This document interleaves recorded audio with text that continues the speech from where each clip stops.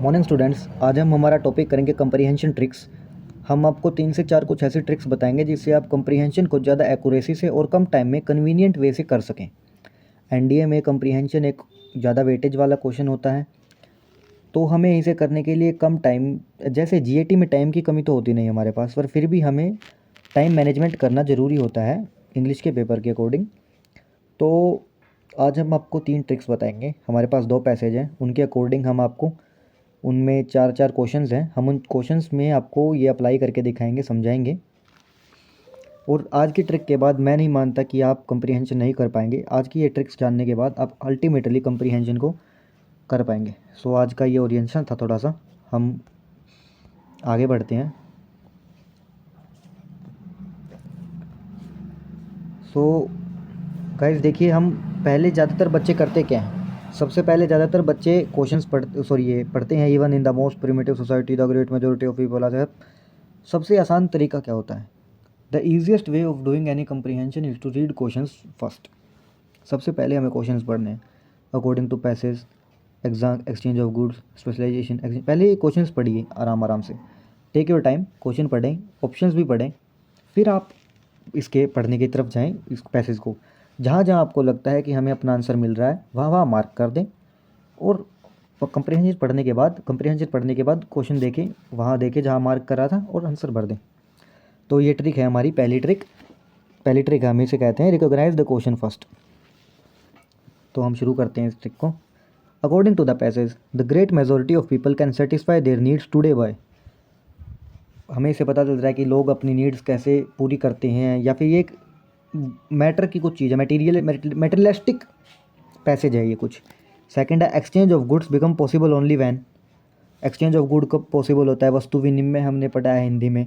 Specialisation and exchange began when man started. Specialization और exchange, ये चीज़ों का, सर्विसेज का, ये कब शुरू हुआ? Exchange of good and services become necessary. यहाँ आ रहे हैं हमने ये क्वेश्चंस पढ़े हैं अभी 3। तो exchange of good and service become necessary when, become necessary because. ये हमने क्वेश्चन पढ़े चारों। अब हम पढ़ेंगे passage. Even in the most primitive society, the great majority of people satisfying a large part of their material need by exchanging good and services। मतलब इतनी बड़ी सोसाइटी में भी ज़्यादातर लोग अपनी सेटिस्फाई करते हैं अपनी जो रोज़ की ज़रूरतों को, मेटेरियलिस्टिक चीज़ों को, by exchange of goods and services. Very few people indeed can make for themselves everything they need. बहुत ही कम लोग ऐसे होते हैं जो अपने लिए चीज़ें खुद बना सकते हैं या खुद की ज़रूरतें खुद पूरी कर सकते हैं। जैसे पौधे होते हैं, जैसे ऑटोट्रॉप्स की खुद की ज़रूरतें खुद पूरी कर लें।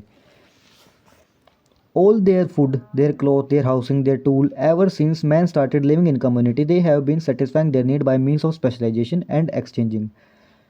देखिए, ये हमने यहाँ मार्क कर लेना चाहिए हमें यहाँ पे कि ever since man started living in communities, ever since man started living in communities they have been satisfying their need by means of specialization and exchange. तो एवर सिंस हम यहाँ कर लेते हैं, एक टारगेट हमने कर लिया। Especially increasingly each individual has concentrated on what he can do best and has produced more of the special goods। यहाँ मार्क कर लिया। In which he can concentrated they can consume himself, the surplus he has exchanged with the other member of community। यहाँ mark कर लिया कि वो जितना वो ज़्यादा उगाता है वो अपने आसपास वाले लोगों से, अपने कम्युनिटी वाले लोगों से शेयर करता है। Acquiring in exchange the things he need that other have produce. और उसके बदले में उसे वो चीज़ें मिलती हैं जो औरों ने उसके लिए प्रोड्यूस करी, मतलब उसके लिए नहीं, औरों ने प्रोड्यूस करी थी एक्सेस में, पर उसे वो चाहिए तो वो औरों से वो चीज़ ले लेता है और अपनी चीज़ें उन्हें प्रोवाइड करता है। सो अब हमने ये 4 जगह मार्क करा है। According to passage the great majority of people can satisfy their needs today by. तो हमने यहाँ पढ़ा था according to passage the great majority of people can satisfy their need by exchanging good and services. ये तो हमने पहले ही उसमें लाइन में देख लिया था कि needs by exchanging good and services. So इसका हो गया ऑप्शन बी, इसका ऑप्शन बी हो गया। Next, exchange of good become possible only when. Exchange of good कब पॉसिबल हुआ हमारे लिए, हमने कब इसे कर पाए? Ever since man started living in community. जब से आदमी ने कम्युनिटी समूहों में रहना शुरू किया तब से हम हमारी ये ज़रूरत पूरी कर पाए।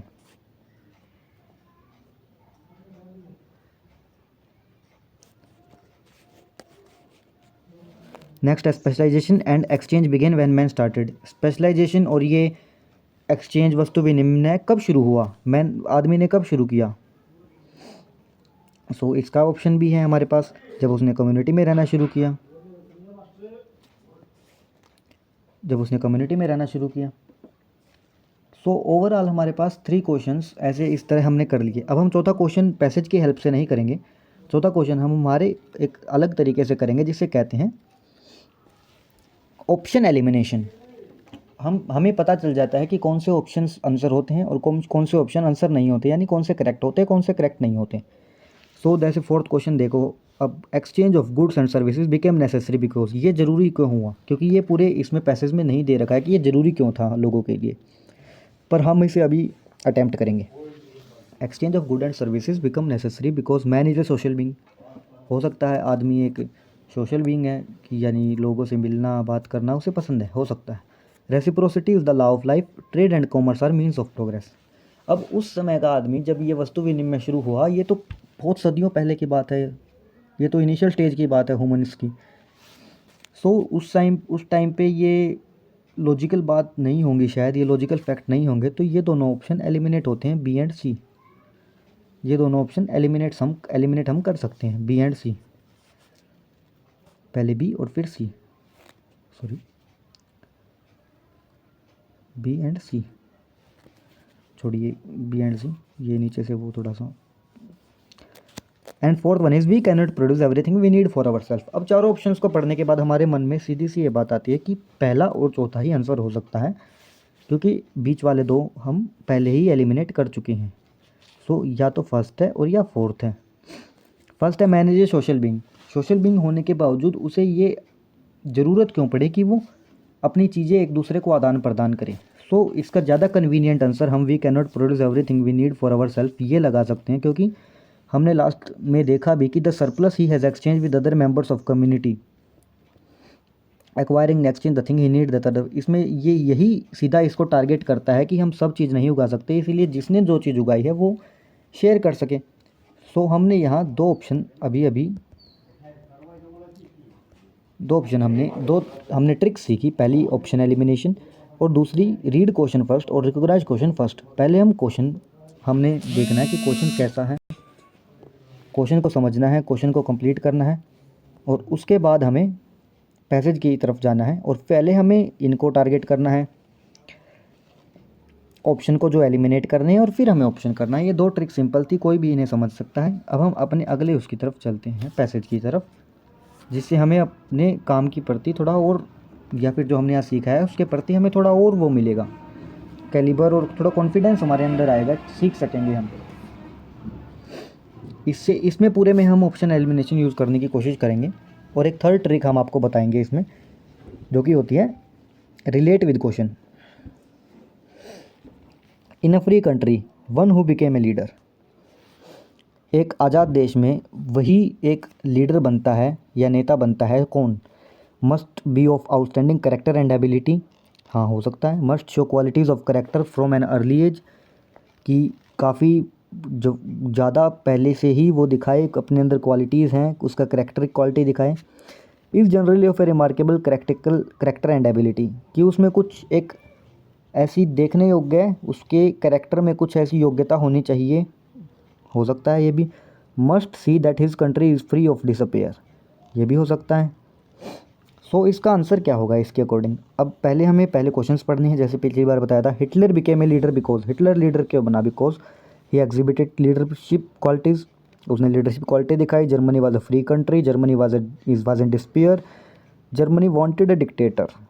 ये डी तो देखिए इसमें होगा नहीं, डेफिनेट सी थिंग है, डी तो होगा नहीं, तो डी एलिमिनेट, ये होता है elimination, D option eliminates.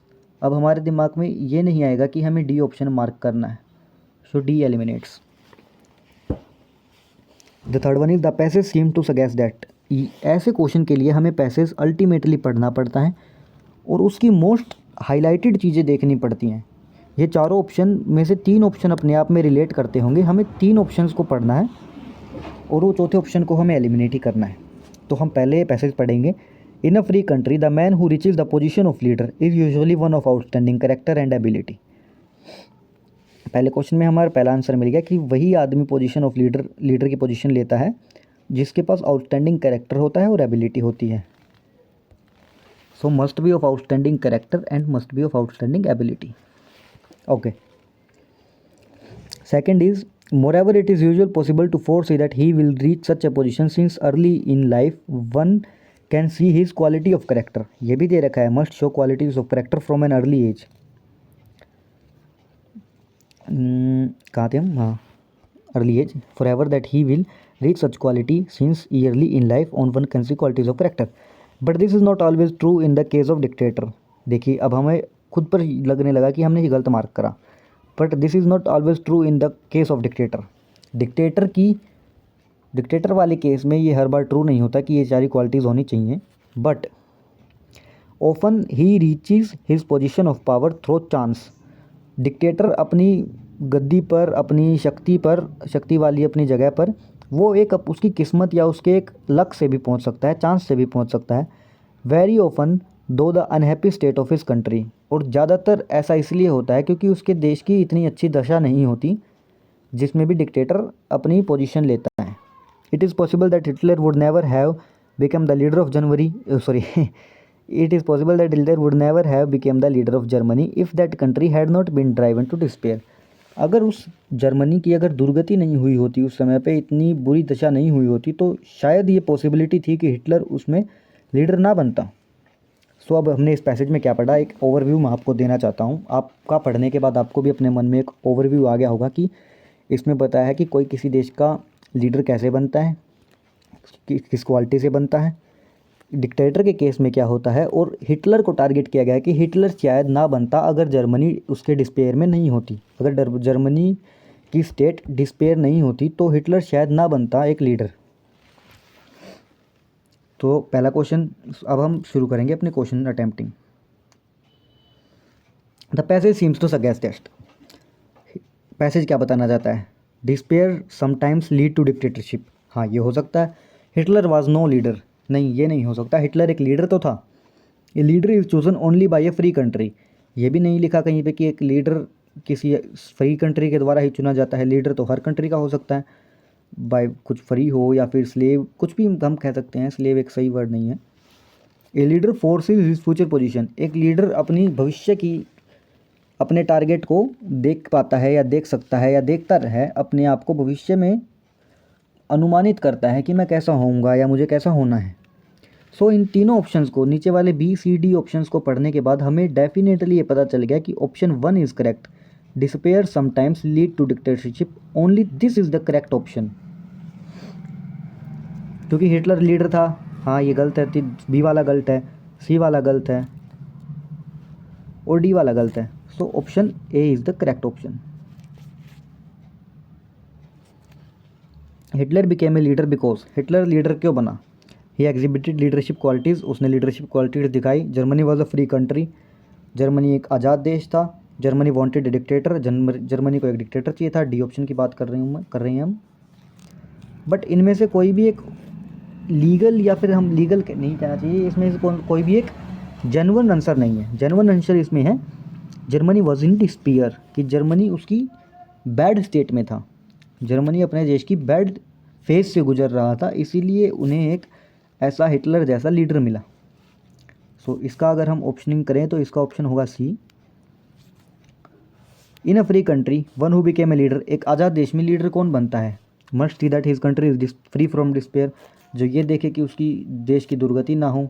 Is generally of A remarkable character and ability, किसी अच्छी एबिलिटी उसके अंदर होनी चाहिए जो सराहनीय हो। Must show quality of character from an early age, किसी एक अपनी यंग एज से वो दिखा सके कि उसके अंदर क्वालिटीज़ हैं। या must be of outstanding character and ability, या फिर आउटस्टैंडिंग उसके अंदर काफ़ी अच्छा उसका चरित्र और उसकी योग्यता होनी चाहिए। और ये बात हमें पहले ही लाइन में पैसेज की में मिल गई कि in a free country the man who reach the position of leader is usually one of outstanding character, कि वही होता है जो किसी देश की लीडर बनता है जो आउटस्टैंडिंग करेक्टर और एबिलिटी का होता है। और उसने अगली लाइन में कंफ्यूज करने के लिए डाला है कि moreover it is usually possible to foresee that he will reach such a position since early in life one can see his quality of character. So ऐसे केस में हम उस ऑप्शन को प्रेफरेंस देंगे जो पैसेज में पहले बताया गया है। जो पैसेज में ऑप्शन पहले बताया गया है हम अक्सर उसे प्रेफरेंस देते हैं। अब यहाँ हम देख सकते हैं करेक्टर एंड एबिलिटी। यहाँ उसने लाइफ के बारे में बताया कि जो अर्ली लाइफ से अपनी क्वालिटीज़ शो कर सके, देख सके। यहाँ उसने बताया कि पोजीशन में कौन आता है, सो हम उसे प्रेफरेंस करेंगे जो पहले हैं। सो इसका भी आंसर हम ए मार्क करेंगे, इसका ऑप्शन होगा ए। ये आज हमने 2 ट्रिक्स सीखी। तीसरी ट्रिक मैं आपको वैसे बता देता हूँ। 2 ट्रिक के अकॉर्डिंग पहले क्वेश्चन पढ़े, फिर पैसेज पढ़े, फिर आंसर मार्क करें। दूसरी ट्रिक होती है एलिमिनेशन। ऑप्शन एलिमिनेट करें जो हमें नहीं लगता, जैसे कि हमने 24 और 25 क्वेश्चन में करा। और जो हमारे पास नेक्स्ट होता है वो होता है ऑप्शन रिलेशन। ऑप्शन को क्वेश्चन के साथ रिलेट करना होता है। अगर क्वेश्चन एक इस तरह का क्वेश्चन है कि उसका आंसर पॉजिटिव सेंस का होगा और ऑप्शन में 2 ऑप्शन हमें ऐसे दिख रहे हैं जो नेगेटिव सेंस दे रहे हैं, तो वो एलिमिनेट हो जाएंगे। ये भी ऑप्शन एलिमिनेशन का ही एक पार्ट होता है, वो एलिमिनेट हो जाएंगे और हम ऊपर के 2 जो बाकी बचे ऑप्शन हैं उन्हें हम प्रेफरेंस देंगे और उन्हें चूज़ करना ज़्यादा बेहतर भी रहता है उस समय में। तो तीसरा हमारे पास ये था कि चौथा हमारे पास ये था कि अगर हमारे पास दोनों ऑप्शन हमारे पैसेज में हैं तो हम उसे प्रेफरेंस देंगे जो पैसेज में पहले आया है। पहले जो पैसेज में डिस्क्राइब करा गया है वो हमारा रियल आंसर है, जो बाद में आया है वही ऑप्शन माना जाएगा आंसर की में भी। और जो दोबारा ऑप्शन आया है वो एक जो भी राइटर है या फिर एग्जामिनर है उसने एक एक्सेप्शन के केस में दिया है कि अगर हम कह सकते हैं कि होना पहले वाला ही चाहिए, पर वो कंफ्यूज करने के लिए एक्सेप्शन के केस में दूसरा दे देता है। सो आज हमने ये 3 हमारी ट्रिक्स पढ़ी। आने वाली क्लास में हम इससे रिलेटेड हम आपको एक और पैसेज लेके आएंगे जिसमें हम एक और ट्रिक लेके आएंगे जिसका नाम होता है कि हम सीधा सिनोनियम, एंटोनियम्स, वर्ड, फ्रेज इनको हम सीधा लिंक कर सकते हैं पैसेज के किसी भी सेंटेंस से जो हमें दिया जाता है उससे हम लिंक कर सकते हैं। सो आज के लिए है इतना ही। Thank you for watching students. और अगर आपको ऐसे ही एनडीए की कुछ ट्रिक्स चाहिए, एनडीए का सिलेबस चाहिए, आप फ्री कोर्स ज्वाइन करना चाहते हैं, पेड कोर्स ज्वाइन करना चाहते हैं, या फिर आप वैसे फ्री पढ़ना चाहते हैं यूट्यूब पे हमारे साथ, तो आप हमें सब्सक्राइब कर सकते हैं। हमारा चैनल है चल पढ़े ऑन यूट्यूब।